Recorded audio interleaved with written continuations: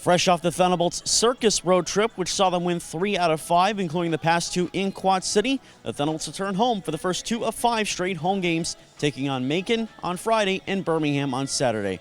I'm Ty Pecoraro, and this is your look at the week ahead.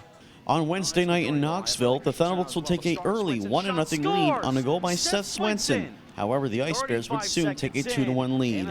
Stanislav Zykov scored to tie the game back up on a breakaway in the second period, in his first game back in Knoxville since his trade to the Thunderbolts, tying the game at 2-2. However, Knoxville would take over and score 5 unanswered goals to win 7-2. In bounce-back fashion, the Thunderbolts would get their first shutout victory of the season, winning 3-0 on Friday night in Quad City. Taylor Macon scored twice in the third period to open the scoring, while Connor Sanvito added an empty net goal late. Parker Gahagan made 34 saves in his first professional shutout victory. And the first shutouts for this team in over a year. On Saturday, the Thunderbolts built a 4-0 lead in the first 30 minutes. Austin Plevy opened the scoring in the first period, while in the second period, Jake Smith scored twice on the power play. The Thunderbolts 2 for 3 as the power play has come alive. And Derek Sutliff made it 4-0 with the Thunderbolts' first shorthanded goal of the season.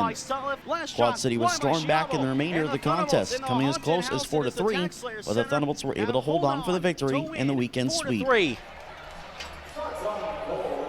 The Thunderbolts take on the Macon Mayhem on Friday nights at 7:15 p.m. for Indiana Donor Network Night. Saturday night's game will be Teddy Bear Toss Night, where you can toss new teddy bears onto the ice after the Thunderbolts' first goal, which will go to local children's charities. Puck drop for Saturday's game against the Birmingham Bulls will be at 7:15 p.m. The Macon Mayhem enter the week with a 3-9-2 record, good for 8 points and 9th place in the league. They are led in goals by Marcus Ortiz, who has 7 goals, and led in points by Stephen Pirog, who has 13 points on the season. They are led in net by Kevin Entma, who comes in with a 3-6-1 record and a .920 save percentage. The Thunderbolts are currently 1-1 this season against the Mayhem. The Mayhem took on the Pensacola Ice Flyers twice this past week, starting Wednesday night in Pensacola. Down 2-0, Stathis Sumulidis cut the Ice Flyers' lead in half in the first period, while Daniel Perez scored to tie the game in the early second period. Down 3-2 later in the period, Marcus Ortiz would again tie the game 3-3 before Pensacola pulled away in the third period to win 6-3.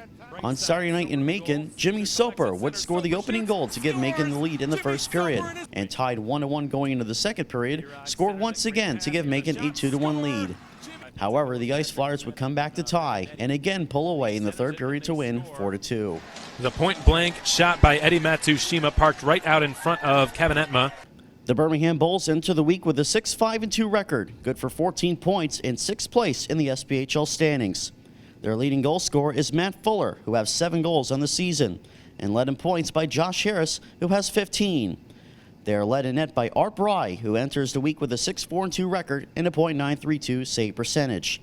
The Thunderbolts this season are currently 0-1 against Birmingham. The Bulls would start the weekend on a tough note, being shut out 4-0 by the Huntsville Havoc on Thursday night in Huntsville. Returning home to take on the Pensacola Ice Flyers on Friday night, the Bulls would tie the game twice, as Jacob Barber made it 1-1 in the first period, and Mike Davis made it 2-2 in the third period. But Pensacola would get the upper hand just as they did against Macon, winning 3-2. Saturday night in Roanoke, the Bulls built up a 2-0 lead on a first period goal by Barber and a third period tally from Matt Fuller. Roanoke would come back to tie the game 2-2, before Fuller would score his second goal of the game in the final minutes, proving to be the game-winning goal, saving Birmingham from being swept on the weekend. The Thunderbolts had 5 transactions to report this past week. On Tuesday, November 26th, defenseman Carl Greco was placed on 21-day injured reserve, while defenseman Kenton Helgeson was placed on 30-day injured reserve. On Wednesday, November 27th, defenseman J.T. Walters was signed to a standard contract. On Monday, December 2nd, forward Scott Donahue was placed on team suspension. And on Tuesday, December 3rd, defenseman Zachary Borsoy was acquired from the Peoria Rivermen in exchange for future considerations.